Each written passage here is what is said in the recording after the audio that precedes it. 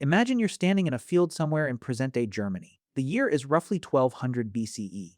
The river Talens flows nearby, quiet and shallow. And all around you, the ground is covered in bones. Skulls cracked open by blunt force. Femurs splintered by bronze arrowheads. The remains of at least 140 people, possibly many more, all killed in a single afternoon. No city walls, no fortresses. Just an open riverbank that became, for reasons we still don't fully understand, the site of one of the oldest known pitched battles in human history. That discovery, made by archaeologists in northern Germany over several decades of digging, shattered something a lot of people believed. That organized, large-scale violence was a late invention, a product of civilization, of armies and states and kings who needed something to fight over. The Talens Valley massacre didn't happen after the invention of cities. It happened before, and that raises a question that's harder to answer than it sounds. When did we start doing this? When did human beings, the same species that cooperates, that builds cathedrals and writes symphonies and cries at funerals, first decide to kill each other in organized, deliberate ways? The answer goes back much further than a Bronze Age riverbank. Much, much further. Here's where most people's intuition breaks down. There's a version of prehistory that a lot of us absorbed somewhere along the way. From philosophy classes, from nature documentaries, maybe from a half-remembered reading of Rousseau, that goes something like this: early humans lived in harmony. Violence came later, as a side effect of competition over resources, property, and territory. Agriculture is usually the villain in this story. Farming meant ownership, ownership meant inequality, inequality meant conflict. Before that, Eden, or something close to it. That story is almost certainly wrong. The evidence started accumulating seriously in the 90s and accelerated through the 2000s, when physical anthropologists began doing something deceptively simple. They went back to skeletal remains from prehistoric sites and looked at them more carefully. What they found was disturbing. Healed fractures on forearm bones, the kind produced when you raise your arm to block a blow to the head. Cranial trauma consistent with being struck by weapons, not by falls. Embedded projectile points made of flint, lodged in vertebrae and ribs. These weren't random accidents. These were injuries caused by other people trying to kill the people who got hurt. One landmark analysis, published in 2016 by archaeologist Mark Allen and his colleagues, reviewed data from 2,930 skeletal remains across 136 sites in California alone. They found that across prehistoric hunter-gatherer populations, roughly 12% of individuals showed direct skeletal evidence of violent death, not injury, death. That number doesn't include violence that left no bone trace, stabbing soft tissue, strangulation, drowning. The real number is almost certainly higher, and California wasn't unique. Similar surveys across Europe, the Middle East, and South America found comparable rates. But here's what's fascinating. Those numbers vary enormously depending on time and place. Some prehistoric populations showed almost no interpersonal violence. Others showed rates that rival modern war zones. The picture isn't humans have always been uniformly violent. The picture is more complicated and more interesting than that. To understand where organized violence actually comes from, you have to go back to the beginning. Not just of humans, but of our lineage. Because it turns out, we didn't invent violence. We inherited it. Chimpanzees, our closest living relatives, engage in what researchers call coalitionary killing. Groups of male chimps will patrol the edges of their territory, and when they find a member of a rival group who is alone and outnumbered, they attack and kill. Not for food. Not always in self-defense.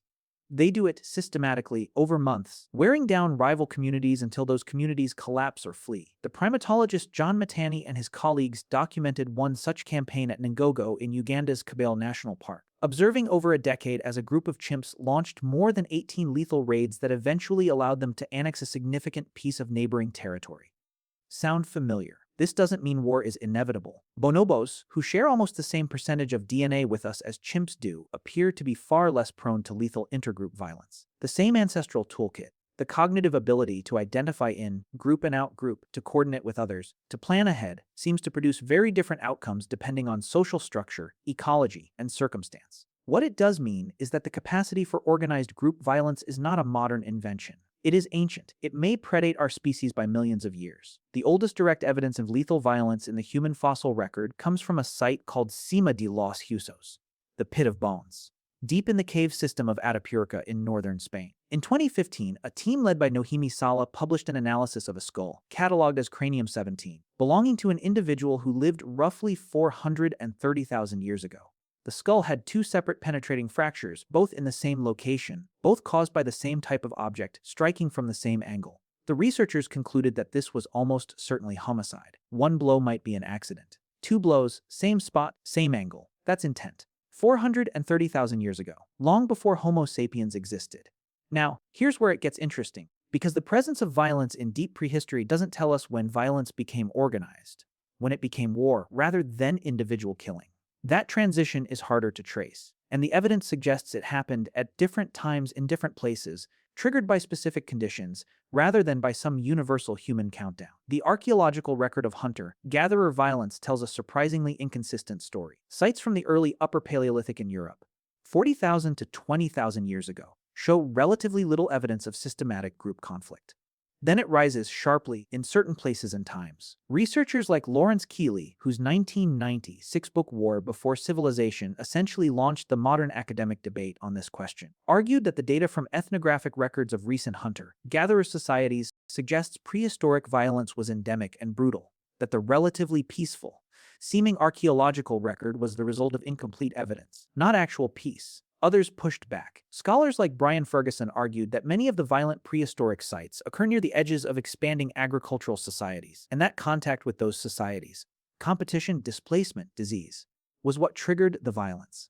That without that contact, many forager groups really were relatively peaceful. The debate is not fully settled, but the most recent syntheses of the evidence suggest that both sides are partly right. Violence among prehistoric hunter-gatherers was real and sometimes extensive, but it was not universal or constant. It was shaped by resources, population density, and the social structures that communities built. Here's the part nobody talks about. The factor that seems to correlate most strongly with prehistoric violence isn't aggression. It isn't testosterone. It isn't human nature being unleashed. It's sedentism. The moment people stopped moving. When they settled near a reliable food source, a river, a rich hunting ground, rates of conflict appear to rise. Because settled people accumulate things, and accumulated things create asymmetries, and asymmetries create grievances. And grievances, without the release valve of simply walking away, tend to be resolved violently. This means the story isn't agriculture causes war. The story is that staying in one place causes war. Agriculture intensified that by making settlements much larger and much richer. But even hunter-gatherers who lived near abundant, stable food sources, salmon runs on the Pacific Northwest coast, for instance, developed complex hierarchies, slave-taking raids, and organized violence long before they farmed a single crop. What changed with agriculture wasn't the presence of conflict. It was the scale. When the first true farming communities emerged in the Fertile Crescent around 10,000 BCE, they created something that hadn't existed before: a surplus. Not just of food, but of people, animals, and eventually weapons. A village of 500 people can field a raiding party that a band of 30 hunter-gatherers simply cannot defend against. And as villages grew into towns and towns grew into the first proto-cities of the ancient Near East, Atal-Haik, Jericho, Uruk, the logic of organized violence scaled with them. Defensive walls appear in the archaeological record almost as soon as permanent settlements do. The two things grow together like an arms race in slow motion. By the time we reach the Bronze Age, roughly 3000 BCE, organized warfare had become a social institution with its own specialists, its own technology, its own rituals and hierarchies, professional soldiers, dedicated weapons production, tactical coordination across hundreds or thousands of individuals. The Talents Valley Massacre, which opened this story, happened at the tail end of that process in Central Europe. But by then, warfare wasn't new. It had been evolving for thousands of years. And here's the deeper question, the one that pulls at you once you've sat with all of this. Not when did we start fighting, but why did we keep doing it? Every major civilization in history eventually developed organized violence. Every one. The empires of Mesopotamia and Egypt, China's warring states, the Greek city-states, Rome, the Aztec Empire, which conducted so much ritualized warfare that some historians estimate it was among the most militarized societies in human history by the time Spanish ships arrived on the coast. You could look at that pattern and conclude that violence is simply what humans do. That it is the default setting of our nature, barely suppressed by law and custom, always threatening to break through. That reading has a long pedigree. Hobbes made the argument in 1651, and plenty of people have been making it ever since. But there's another reading, and it's the one that holds up better when you look at the actual data.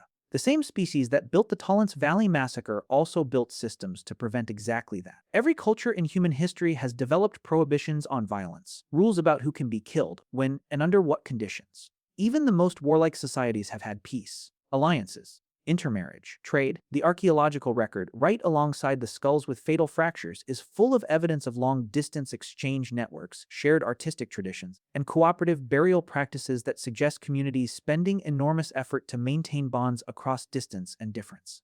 Sometimes those bonds held, Sometimes they didn't. The real story of when ancient humans started fighting is not a simple one.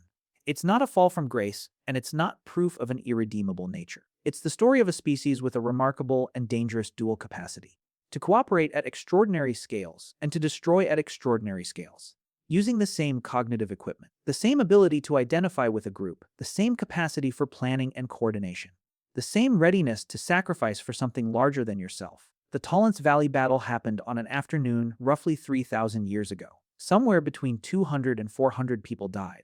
We don't know who started it or why. We don't know if there were survivors. We don't know if the people who died knew each other, or if they had traded with each other the season before, or if they had any idea when they woke up that morning that it would be the last thing they did. What we know is this: someone built a causeway across that river, probably to manage the crossing of a large group. Someone else decided to contest it. What happened next was organized, coordinated, and brutal. And it was, by the time it happened, already very, very old. The capacity for war didn't arrive with civilization. It arrived with us.